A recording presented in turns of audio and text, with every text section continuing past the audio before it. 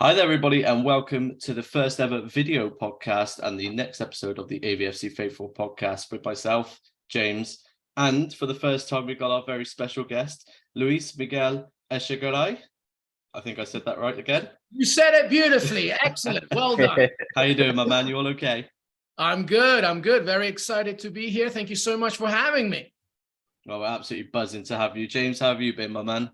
Yeah, not too bad. I've enjoyed the week after a Villa win, stopping the rot, as they say. It was a lovely way to start the weekend, wasn't it? Yeah, it was less cagey than I think we both thought. Well, we'll dive straight into Everton because I think that's what everyone will want to hear about first. And well, for the first time, we don't have to listen to myself and James rattle on. We got Luis to chat about it. So, how did you see the game unfold, mate? Well, I don't know. I think by the end of it, people will get tired of me as well. So, but we'll try and make it work. No, I agree with James. I said, listen, the most important thing was making sure that we ended the rot, right? It wasn't pretty for a few games. Obviously, we're a work in progress. I think Unai Emery is realizing that the job at hand at Villa Park is never going to be an easy one. I think we all knew that. And, even though we saw shades of good performances through those losses and through not winning in that period, it was a little frustrating. Obviously, we wanted to get something out of the matches. It wasn't easy, right? And taking in mind the opponents that we had. So we knew that going away at Everton was going to be a test, especially because Sean Dyche has added a certain implementation of a spark there, even though, that's not including really what happened after our game as well, losing so badly against Arsenal. But we didn't know that at that point. And we needed goals and we needed something. And, ultimately Emery wanted a clean sheet. He wanted to have some defensive stability. And that's exactly what happened. And it's good to see, and I know that we'll talk about it in a second, but I think it was a perfect example of what happens when we have a squad, not just an 11. Because obviously Emiliano Martinez coming in, Alex Moreno coming in later in that game showed that we have depth now. And that is so important when it comes to success. So 3 points, very happy. Yeah, it's something a lot of people worried about over the winter transfer window was the lack of depth. And so, yeah, like you said, it was great to see Emmy and Alex come on and do the business for us, because I think I myself and a couple of others were a bit worried when we saw Luca Dean obviously line up at the start. And well, I think it just goes to show that the investment in January was perfect. And obviously, I think I think every week me and James have about a 5-minute rant about Luca Dean and Alex Moreno at left back. So it's great to see that sometimes we can be right. But no, you're bang on. It's the first time that we've seen a game be changed in that manner, and it's something we never saw really in the first half of the season, especially under Gerrard, was a utilization of the bench in the correct way. I think you're bang on. Yeah, Dan, I'll just quickly add in that point, Dan and James, that, for so long, we keep going on about, victories and making sure that we deliver and stuff. And obviously that's so important, specifically in the Premier League. But if you want true success, true elevation, not just top half of the table, but the ultimate goal, which is Europe and winning some silverware, you need a squad. You can't just have an 11. You got to have impact off the bench, and you got to have a rotational culture during the week. That's the only way you're going to create a competitive environment. Obviously, we're never going to be like the likes of Manchester City, where it's like 300 million pounds on the bench can just, do the business week in and week out. But we are now creating something. And yes, we need to do more. Obviously, in the summer, there was a lot of people criticizing what was not happening in January, but slowly but surely, I think we're creating a competitive culture where a squad wins you matches, not just an 11. And that's very important.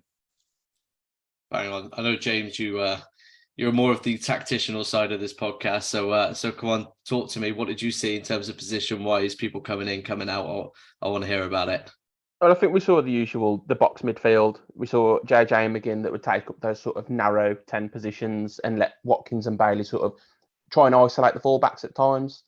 We did obviously struggle sometimes to play out from the back, but we stuck to it, which was really good, which is what we didn't do towards the last stages of the Arsenal game. So I think Emery would have been proud of that, not just the clean sheet, not just the goals, but the way that we stuck to the plan. And as Luis said, the squad game was perfect, really.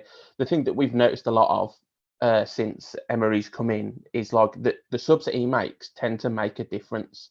And it's really good to see because, I mean, I had from the start, my starting lineup would have had Buendia in it and not Bailey because I thought at times he might lack that bridge from midfield to attack. But, you know, we did what we could in the first half. We tried to stick to it. Bailey did struggle again, but, you know, he's playing in a position that's not really natural to him at the same time as he's a winger. He's inconsistent by his nature, and consistent wingers. Neil Taylor said it in the Greg Evans article. If you show me a consistent winger, I can show you £80 million. You know, that is how it is. So yeah, I thought, you know, we brought Buendia on at the right time. He made an instant impact, got the penalty, and from then I didn't feel like we were going to concede, to be honest. I know that they pile on the pressure at times with their physicality, but we stuck it out. And I mean, by hook or by crook, we get the ball out, Mings off the line, etc. And it was just what we needed. 2 goals, clean sheet, and an away win, another away win, which is crazy to think how many away wins we've got now under Emery since it was a big struggle of ours. It's sort of what you think of, isn't it, when it comes to Villa, is just you think away, at home, maybe. And it's nice to get the away one sort of cemented because obviously coming up this weekend, it's pretty desperate times for us to start winning at home, just in terms of the Villa faithful to actually have something to watch at Villa Park. So, no, you're right. It's that sort of installation that Emery sort of brought away. And obviously the travelling faithful always making the noise helps as well. Yeah, it does. I mean, the travelling support is brilliant. You know, I mean, there's always questions over the home support, but I understand it is a two-way street. The people pay really good money now to see entertainment, whereas the job of coaches and players, it's a results business. Sometimes it's going to be more pragmatic than others. We saw against Leicester, we opened ourselves up a little bit more, tried to be entertaining, tried to put a show on, conceded 4 goals. Of course, yeah, they were gifted goals, but in a normal Emery pragmatic approach, we probably keep it a little bit tighter and nick the 1 or 2 goals. And keep them at bay, but he's just finding the balance. You know, we've got to remember he's only been here 4 months now, 4 months-ish, and he's making a lot of progress with us. And as I say, the game management's good. The players that were struggling under Gerrard, and he was throwing a couple of them under the bus, now look much better again. They're finding their best performances again, and we've seen that in Ollie Watkins, haven't we? Yeah, it's probably the thing that we've revelled in most, isn't it? Seeing Ollie back to goal scoring form. I mean, we've spoken about it a lot, and you know, I want to hear from you, Luis, about you know the impact that Watkins is sort of bringing now, because I think a lot of Villa fans were we could say overreacting now, but worried at the time about where the goals were coming from. Obviously, Ings did leave as our top scorer at the time, but what do you sort of see? Is there anything different in Ollie's game, or is it just sort of a confidence thing? Yeah, you know, that's a really good question, Dan, because, you know, when you talk about strikers, any striker, not just our own, but anybody really over the course of the history of the game, the number one instinct, the number one value that they need is confidence. Like the physical assets, obviously they're there. The talent is there across the board in the history of the game. But if you're not mentally confident, goals, which are obviously the hardest thing to do in this game, might not come. I've never really thought of Ollie Watkins as somebody who's lacked confidence. I've thought of Ollie Watkins is a player that, number one, the work that he does of the ball is some of the best I have seen in recent modern history in the Premier League. And I'm not exaggerating, and I'm not just saying that because he's a Villa player. Some of the work that he does off the ball is phenomenal. Whether it's, you know, under Dean Smith or Steven Gerrard, and even so more now with Unai Emery. So I always knew that, you know, that willingness, the effort was always there. The problem has been, number one, an inconsistency in tactics, I think, has been part of the problem, right? Where, you know, when you work under 3 managers or different systems, then, you know, and being a striker, that's going to be tough because what do? Do you play in a 4-4-2 where you rely on a big man? Do you play by your own, which is usually what he does? Do you play as a 3, etc.? So that's been a problem. I did remember tweeting a while back last season saying the one thing that Ollie Watkins needs to do in the offseason, which was last summer, is work on his finishing. So I've always had that in my mind about what he needs to do in order to get to that higher level. And I think then finally we are seeing the beginnings of somebody that could be very, very special for this club. I mean, never mind the 5 consecutive goals, which obviously is a historic number for him, you know, the best a Premier League striker has ever done. But to me, now what we're seeing is somebody that is clinical, and I hope that it continues. But, James mentioned something earlier, which specifically is to Leon Bailey, because I agree, he's a winger. Like, please put him on the left wing and let him just run at people. But Unai Emery knows better than me. And obviously for him, what's more important is attacking space as opposed to positions. But I really believe, and I'm sure that we'll probably see it more in 2023, 2024. But when Ollie Watkins has somebody like Jon Hader Duran right next to him, like feeding off him as well, we're just not going to talk about a 15-goal striker kind of player. We're going to talk about in the 20s and the 25s. I think Ollie Watkins is finally becoming that player that we really need. But I really can't, understress this enough. He is one of the most clinical players I have seen in the last 20 years off the ball, that when you add the goals, sky's the limit. So I'm so happy for him. He just needs that extra support, and I hope it will come. And you know me, guys. Like, I want Jon Hader Duran to get as many minutes as he can, because once those two clicking as well, I feel like we're going to see something really special. Yeah, it's something we were chatting about a lot. He's in my predicted starting 11s every week. I keep getting let down every time it comes out. I trust everything Unai does, but it still hurts a little bit. But no, the Bailey talk is one that's everyone seems to be having as well. I think I mentioned it last week. He's just such a polarizing figure, I think, mainly because of the fact that he gets the ball in the positions where you want to see him do the exact things. You want to see him beating a man. You want to see him putting the ball in. And when you get the ball in those positions, you're most likely to lose the ball rather than do that. And because, if we go off probably possessions lost, he's probably top in the team. And second's probably either Emery or Ollie. And that's sort of how it goes. It seems, especially the way we're playing, he's not getting the space that he needs. Dan, I think we're also a really spoiled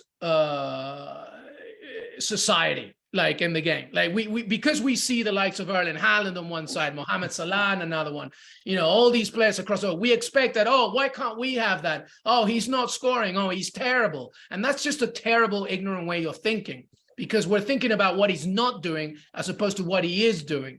And we're very lucky to have somebody like Ollie Watkins. And when the goals come, they come. So I think sometimes, and it goes to the part about what James was saying regarding the fan base and stuff, like we can be very spoiled sometimes and we enter a stadium with the glass already half empty. Like, we need to turn that around. And it begins with Ollie Watkins. Ollie Watkins is everything great about Aston Villa. He works his absolute socks off. He never stops. And now he's got the goals and going, and he's an absolute team player. We should be celebrating that even when he's not scoring, because everything, like I said at the beginning, begins on the mental side. I could tell James is absolutely buzzing. He's needed another Ollie Watkins fan on the pod, because I've had to play devil's advocate for a few weeks. It is great. It is just great to see in it. And it's the position you always want to be seen excelling in any football team, because it's what the game's about, and it bagging in the goals. So no, it's great. And it's exactly what we need going in to the next game, is a striker full on goals and full on confidence as well. In terms of the rest of the talk going on, I do just want to touch on Emiliano Martinez, of course, debut. Wow, we've got the world's best goalkeeper in our team. What's that all about? That's it. Thank you. Good night. Exactly. It's great, and it's something that we again last week we touched on, because he was the subject of a lot of just trying to struggle for the word now. What do we tend to call it, James? We tend to have a certain player that's always a scapegoat, you mean? That's the one. Yeah, and he became the one against Arsenal, didn't he? So it's great to see him go from clean sheet, outrageous save that he made against, I believe it was Onana's header in the first half, and then to win the award that signifies that he's the best goalkeeper in the world. I think that might shut up a few of the Villa fans that seem to be doubting him and wanted to sell him in the summer, which was outrageous to see. Yeah, but the thing is, I always say it, opinion changes with the wind in football. It's such a fickle game now, and that, as soon as he won the award, I knew that everyone that might have been saying we don't need him would be the same, saying, never leave, we love you. And I try to ignore it now. I love Emery. I hope he stays for a long time. I'm sure Emery, I've seen quotes, I think today. I think Martinez has sort of kind of cleared up what he was talking about a couple of weeks ago, how he wants to challenge himself. He would like to stay here, and he'd like to challenge for European football with Aston Villa. And that's what you want to hear. He's got that mentality. I know he's another polarising figure outside of this club. Like, we love him. but other people might not. He's got his antics, but for me, that's part of football. You know, it's not just physically; it's mentally. You have your mind games. The fans give it to players. Players give it to players all over the pitch. It's part of the game, and he's a master at that. And I think that's probably what annoys people is he's so good at it. He can get into players' heads, and he's got this ego because of how much has happened to him in the past 2 to 3 years.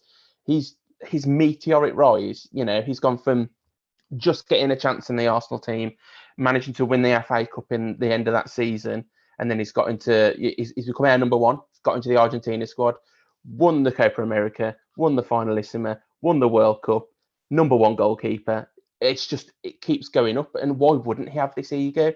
And he has that swagger on the pitch. And some people might not like it, but I love it. He's a born winner. He's going to motivate this team. And you could imagine his presence in the changing room as well. He would be a huge miss, you know, whether he's specifically on point at an Emery keeper, I don't think makes up as much as his personality and his abilities together at this moment in time. So, you know, Forza Emery, he's Emery. I meant Emery, but Forza Emery as well. So, you know, both. Yeah. Yeah. So yeah, I'm buzzing that he's our keeper. It's crazy to say that we have got officially the best keeper in the world. You know, if you say that about any other outfield player, you know, there's a huge clamour around it. But to say that we have one of the best players in the world in the position it's fantastic, and it's great. What's the word? Exposure for the club as well around the world. You know, you got Emmy doing this. If we wanted to tap into the Argentinian market, you know, throughout when we have this global academy that we're planning to have and getting around work permits, etc., he's going to be like an idol to a lot of young Argentinian kids. So that sort of exposure is invaluable. So yeah, it was brilliant watching it.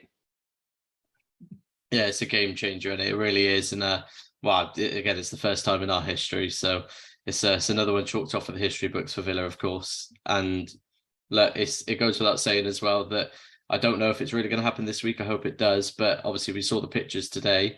Diego back in full training as well with the Villa squad, looking as handsome as ever as well. I mean, that is just exciting, isn't it? Because it is basically like having a new sign-in all over again. It's one for January. We can chalk that into our winter recruits we brought him back. So yeah, I think that's it's going to be interesting because the dynamic between Mings and Konza is that of one that you don't see as being totally solid in a sense. I'm not saying they're bad together. I'm just saying that if you were to have Carlos come back full fitness, you wouldn't be surprised to see him put into that starting 11, would you? No, and it's another part of this squad debate, isn't it? We talk about quality throughout the squad. Some players are going to be used for different occasions. If you're going to sit back and be solid, Konsa and Mings, it's a good partnership. We've seen that under Dean Smith when we were playing in a bit of a lower block. Those two swept up and defended the goal really well.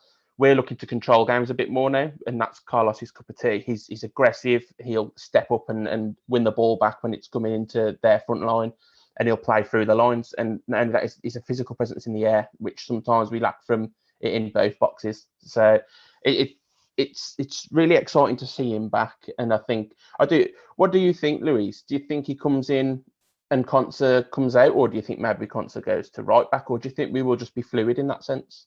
Yeah, it's a good question, James, because obviously, well, I mean, I think the first part of that answer is to remember what we talked about at the beginning, right? Which is like a healthy, deep squad is nothing but good news for Villa. So it's a good problem for Unai Emery to have. You mentioned the physicality of Diego Carlos. You mentioned, you know, how good it can be in the air, and also the commanding presence is just like Tyrone Mings. He just commands a certain aura around him.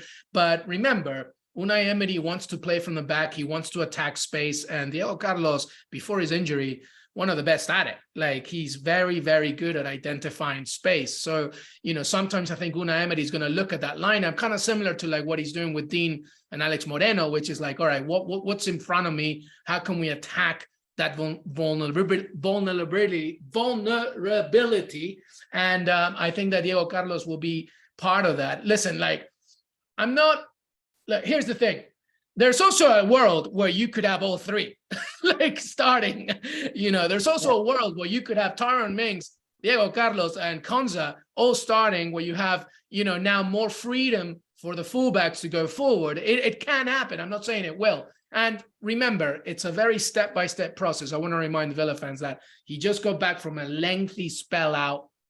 So, I'm not expecting him to like come back straight away. However, I think when everybody's fit, I do feel that Diego Carlos will definitely take the spot of somebody. And at this point, I feel like it'll be Ezri Konsa. I feel like it'll just be Tyrone Mings with Carlos. But there is no way in the world that I completely negate the fact that he could start all three. And that would be kind of very interesting to see, because obviously we're seeing the rotational pool. But again, it's great news to have a deep squad and this kind of problem. With all due respect to Callum Chambers, I wanted a little bit more depth on that bench. And finally, I mean, like you said, guys, like this is like having a brand new signing again, because he really is good. Yeah, it's quality depth, isn't it? Like you're saying, we want that squad and we want the quality in the back. 100%. Yeah, it's as you say, Carlos, Konsa and Mings could all work, especially because sometimes obviously he uses sort of an asymmetrical back three. Konsa would tuck in. Those three could, handle counter attacks, whether that's Mings being on the outside or Carlos, and you have two leaders in that defence, and then you have someone that's pretty athletically quick in Konsa who can deal with transitions and stuff. So yeah, it could all work together, but it's a process for Carlos in himself, as you say, that after an ACL injury like that, sometimes players don't come back the same. He might have to be a little bit more pragmatic with the way he plays himself, because obviously he used to be really aggressive how he'd go into players when they come into the final third. Maybe he steps off a little bit more now and he'll need a little bit more help, but his ability on the ball is going to be crucial. Yeah, he's not stepping back, by the way. This man is he's an absolute animal. The moment he's 100% fit, he's going to go all out. But I totally agree with you. It's going to be a very slow process. But boy, oh boy, am I happy. I mean, again, it's just, and also like it's the dressing room thing, right? It's like everybody's going in there. They look at big Diego Carlos. They look at Tyrone Mings, John McGinn up for it.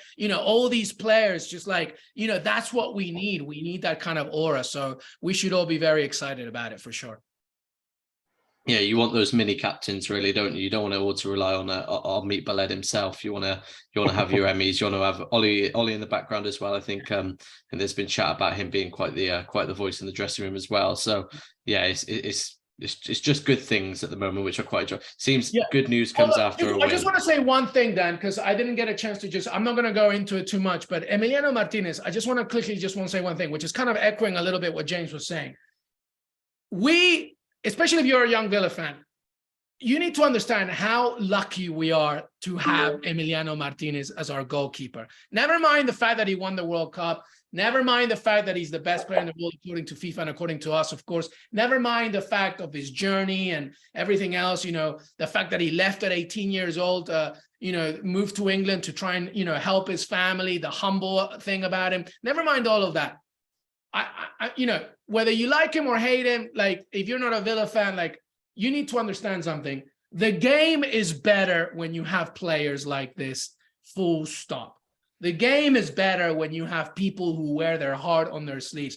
I wrote an article about it just after he won the World Cup. I interviewed Neil Cutler, Big Cuts. I talked to Ashley Bree, some other people, because I wanted this full rounded image of what Emiliano Martinez represents. And he doesn't care if you love him or hate him. He just wants you to feel something. He just wants you to understand it. And why on earth would we not want characters like that? Okay. Yes, of course, we can criticize the things that he needs to be better at. We can, that's fine. But the game, not just Villa, is better when you have people like Emiliano Martinez. I don't care who you are. So, may that kind of player continue to be, because, in the 90s, we had so many characters in that Villa side. Like, that's exactly what we need day in and day out. So Emiliano Martinez, Diego Martinez. And by the way, his first name is Damian. Not many people know that it's actually Damien. But get rid of Damien, because Damien's such a bad name for him. It's definitely Emiliano Diego Martinez. But we should all be so freaking proud and happy to have this goalkeeper. It's unbelievable. Couldn't have said it better myself personally. Yeah, it's just great, and it's just nice having positives. And it's long may it continue into Saturday against Palace, James? Yeah, well, I think it's a good way to lead on to Palace, really, because as Luis was saying, you want characters like that, and I think Wilfried Zaha falls into that category as well. And he's supposedly, I think he's back this weekend. Great. He plays on the edge as well. He has that fire in his belly, and that's what pushes a lot of players on. And they're the players that make a difference. So yeah, you do need those characters. You know, it tends to be that they're loved by their own fan base and hated by the others. You think of Bruno Fernandes as well. These are all players that play with fire in their belly, and it's a great trait to have, especially if you channel it really well.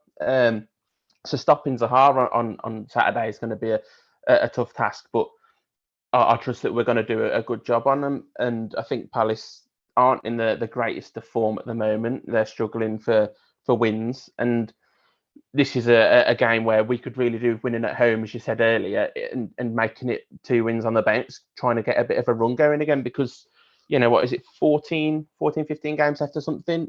We got to put a run together, because each place you finish higher, we look more of an attractive perspective come the summer to players that you're going to sign. And you can't rule out, you know, pushing for something more. I don't want to say particularly like out there, but we know that the table is tight up to whatever. Say it, James. We can get Europe. Let's go.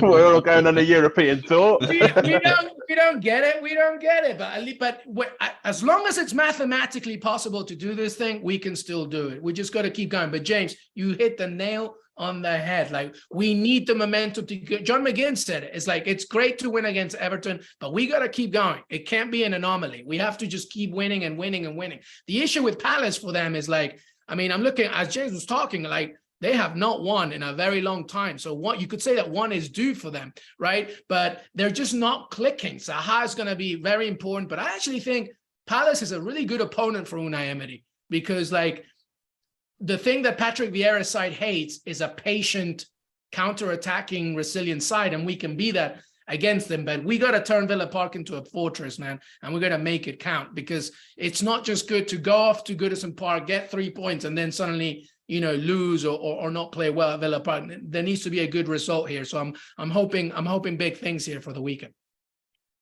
Yeah, it was a worry of mine when I saw Zaha coming back, because obviously it's the biannual fight between him and Tyrone Mings that's bound to happen anywhere from the 6-yard box to the halfway line, apparently. So it's just, yeah, it's a chance. I know Project B6 have set up another Scarf Saturday, so that'll be good as well, because apparently it's been working very well the past 2 games. Obviously, performances aside, we do need Villa Park rocking, because it's a fortress when it is. And I think this is a particularly special game for Unai as well, because obviously we've only got a couple of games left until the international break as well, where again everything seems to change for every club, and the European competitions roll over as well. It's our chance. It really is, especially for teams, you know, like Liverpool and like Chelsea. Chelsea aren't really progressing at all at the moment. You know, it's towards this part of the season where you get your teams like your Fulhams, Brighton's just dropping off a little bit, you know, drawing when they should be winning, losing when they should be drawing. And we need to capitalise. And we've got the squad, we've got the manager, we just need the results. And that's all we miss at the moment, because the performances have been good no matter what. That's it, man. Just got to keep winning, keep this momentum going. We just got to keep going. Yeah, and I think it's a game that, I don't know, I almost feel a bit too relaxed over it, because I feel confident that we are going to go there and we're going to do a job, whether it's this thrilling, entertaining encounter or whether it's a bit more pragmatic. And I'd take pragmatic right now, take a 2-0, we're patient, we get another clean sheet and we keep this going. You know, we are, as I said before, we're progressing. At the moment, I think we've got to remember what we're trying to achieve and who we are and where we are. We can't go too gung-ho with the players that we've got, as talented and as good as I think they are. I think pragmatic suits us a bit more. We saw that again. I'm going to touch on Dean Smith when we hit that 4-2-3-1.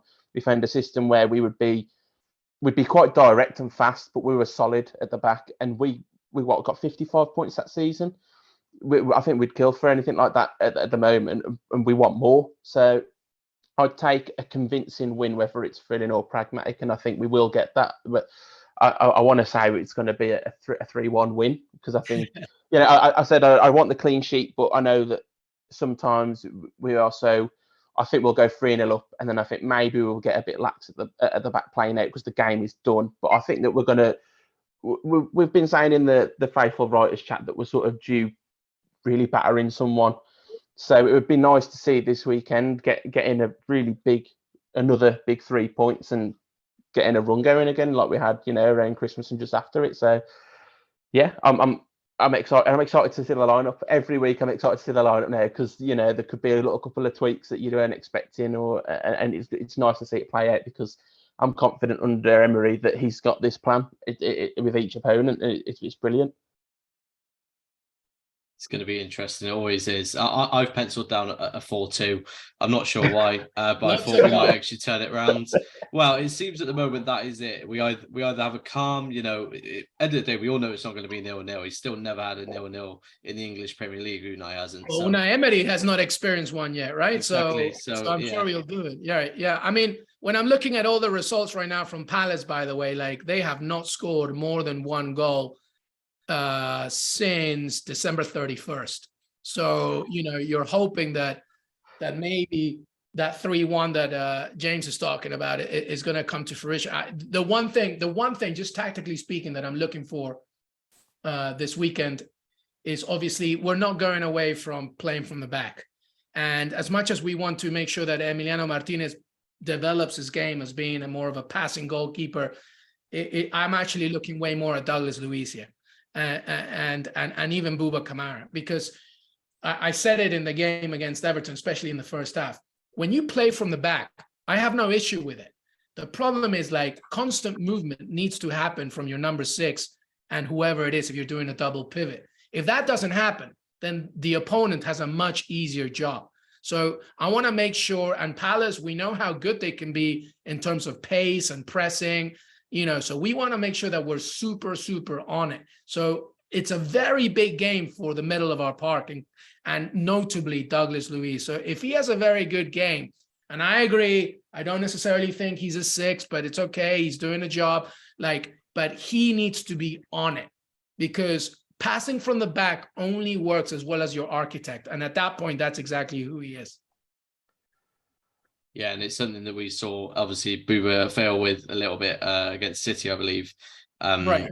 And Leicester, wasn't it, as well? Yeah. Oh, God, it's probably Leicester more so, really, wasn't it? And yeah. Worst game ever at Leicester, yeah. Yeah. But, he's due one, isn't he? Because no matter how good a player is, they do play for Aston Villa at the same time. And we do have to remember that at some point, they have got to have the little Villa curse a little bit. We're slowly weaning off of it. We've won in the third kit. Listen, we have Bouba Kamara, who, in my opinion, is an absolute god. He's allowed to have one off day, so it's absolutely fine. But the thing, it's absolute artistry what he does. But the key for this game, I think, in the weekend will be that middle of the park. And remember, Palace don't score that many goals right now, so we're going to make sure we're on it.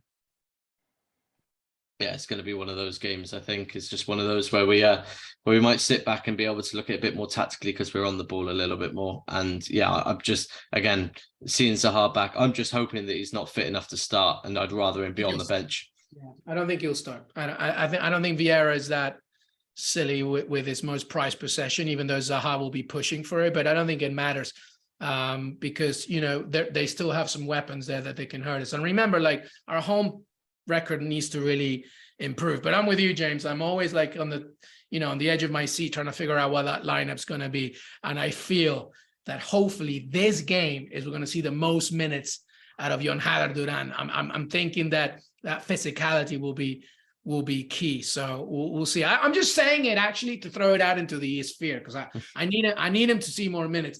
This kid is so good, and I can't wait for everybody else to see how good he can be. It's exciting. It's one of those, isn't it? I kind of part of me does also like the fact that it's been a bit of a slow burn because I kind of like the idea that he's just going to have this one game where he starts and just dominates, and that's going to be it. And you're going to be like, oh, okay, we get it now. No, it's exciting, and yeah, it's just a topic every week. We're just always chatting about, can we just see a little bit more, 5 minutes more, 10 minutes more? Yeah, it is. And I to be fair, I do like to pride myself on knowing that a few more European players more than what some people would, but I have to say, not for the want of not caring, but South American players I don't have as much knowledge of. but seeing him so far and just the little cameos that he's had, he's really quite rounded for a young kid, and he's built for this league. He's not going to struggle physically. We've seen it. He was big part of the goal against City with his pressing and his presence, really. And we've seen it against Arsenal, that bursting run where he forced a save out of Ramsdale.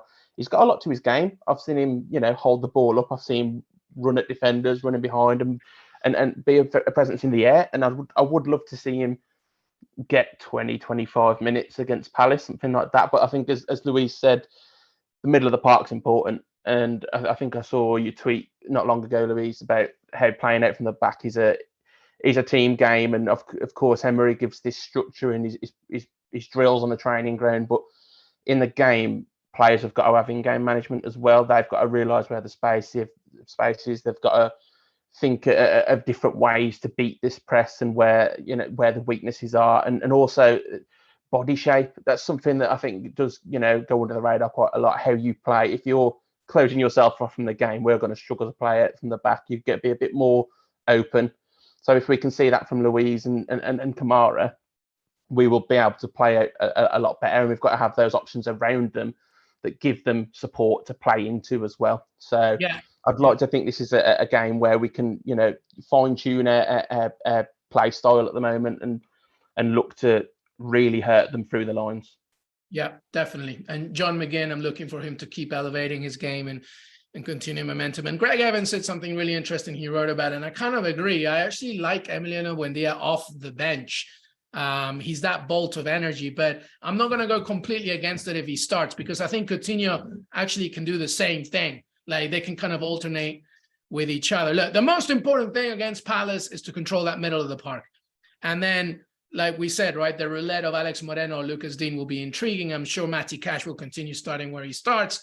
But look, Villa Park at home, a team that has not done anything really in 2023, hasn't scored more than 2 goals since December 31st. They look a little bit tired. Zaha won't start, I don't think. We got to go at them from the get-go. And I'm hoping that we're leading at halftime, because if we lead at halftime, usually the Unai Emery system makes sure that you maintain that lead and then take 3 points home. Ideal, really, isn't it? Yeah, you've hit the nail on the head, and I'm just looking forward to it. And it's a great space to be in, where we're looking forward to game weeks each week. Even like we're talking about, just looking forward to team sheets.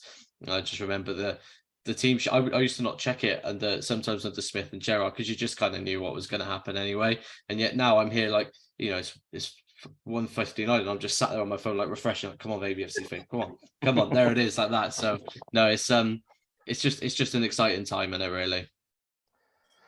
Super exciting. It is. And I think, just touching on Coutinho, I don't know how long he's out for now. Is it 2 or 3 weeks with that injury? But he's another player that, you think Emery's getting him slowly back up to speed, and he's not rushing him. He's brought him on from the bench a few times, and then against Arsenal, he started. He's slowly starting to have an effect again, and you've seen that from McGinn. There's players that I thought, I'm not sure where they sit going forward with Emery, but he's doing his job, isn't he? Emery, he's doing what he does best, and he's elevating players' games, and we're going to see that a lot. He's going to surround them with more quality, not just getting rid. That's the thing that always gets on my nerves a bit on social media. It's, who is this player going to replace in the squad? They're not. They're coming in to help. More quality brings out different quality in the players that we have. You need a blend, and I always go back to it, and I know that he was a quality player anyway, but Luka Modric at Tottenham was a very good player. Luka Modric at Real Madrid was one of the best in the world, and he's one of the best midfielders that we've seen. As I say, quality players bring out quality in other players, and I think that's what we need to do. We need to bring in players that are going to help, that they bring something different to the game, so it makes the game easier for the rest of the squad. So, yeah, he's improving players, and he'll bring players in, and it's an exciting time. I'm already looking forward to the summer at the same time as I'm trying not to get too ahead of myself, and we've got still an opportunity this season as well. Yeah, and the last thing I'm just going to say, by the way, about Unai Emery, and I said it on social, and it's something worth reminding. Every single time he talks after a game, he addresses the fans. Every single time, even before he even touches on a game, he's thanking the support. And I think that's a very simple, subtle, yet very emphatic way of knowing that we have a manager that understands that in order to succeed, we need to have that bridge between the fan base and the team. And that's why it's very important for fans. If you go to Villa Park this weekend, like, number one, I'm very jealous. Number two, like, just go in there with your glass half full, because that will be so important. And Emery, more so than anybody, he doesn't even go at the end of the game to clap with the stands, because he knows that he wants the players to have all of that for themselves. That's how much he cares. And I know this because he cares so much about his past, his Basque past and the teams that he has managed himself. The moment he entered Villa, he does exactly the same thing. And it's something that we really need to be thankful for, because we have not had that. I mean, Dean Smith, obviously a lifelong Villa fan, that's one thing, but it's been a very long time. He gives me the John Gregory kind of Brian Little vibes, probably even more so now, because he's not, he's from Spain and it's just such an important value that we need to remember. And we're very lucky to have him as a manager. Class tactician and a class bloke. You couldn't ask for more really at all. And yeah, I actually quite enjoy having that separation of knowing that he's not sort of getting boiled over in the celebrations, and like we're winning games. Exactly like you said, Jay, everyone can enjoy the win, the Villa fans can enjoy the win, but I'm looking at Palace at home because we have to start doing this at home. And that was it for me. I was like sold straight away, sold. I don't have to listen to his interviews to sort of know that I'm just going to enjoy what I hear each week. You're not worried about which players you're going to throw out, which players are going to get this, what's he going to say that's a bit off or a bit off colour. No, he's a perfect gentleman and a scholar of the game, and it's his English is getting better too, week by week, which is great. Yeah, but he's multilingual as well, which I think is so important as well, to having a squad where we've got so many new players coming in and players that wouldn't have played in the league before, because we're obviously expanding our searches to more than just Premier League proven players, because really there's no actual such thing as that, as quality being Prem proven. So as we're seeing with Bouba Kamara, that you can be class and never have touched a blade of grass in the Premier League. So it's great to have that bloke there that can just come in and say, that's about it for us. So brilliant. I'm loving it. Yep, it's excellent. And I think, we are in a good place, and looking forward to seeing how we progress in general. And I'm looking forward to another 3 points this weekend. Definitely. So, Luis, it's been an absolute pleasure having you on. We're going to have to get you back on, especially for when we're doing the Europa League draw for next season, I think. Absolutely. I will be there with bells on. It's an absolute pleasure. Keep doing your great work, guys. And up the Villa. Up the Villa. Thank you very much, mate. Have a lovely evening. Thank you, Luis. Thank you, guys. James, it's been an absolute pleasure having Luis on. I think you'll agree. I think we do need to address one glaring, obviously, issue. We are apologising if it upset anyone, but yes, me and James are wearing the exact same Villa kit this week. It was not on purpose. No, they're going to think we did, but I can hand on heart say that we actually didn't. We just didn't have enough time to do an outfit change, and why would we? We look so suave. Yeah, we're like twins anyway. Yeah, pretty much. Yeah, exactly that. No, it's been another great episode. Obviously, I just want to again give a shout out to Luis. It was great to have him on. We're definitely going to get him back on. It's great to have someone to chat to, because sometimes me and James get a little bit lost in the rabble, can't we, mate? Yeah, we do just go on a bit. It's nice to have a third input. It's been brilliant, and so as always, I just want to thank you all for tuning in again.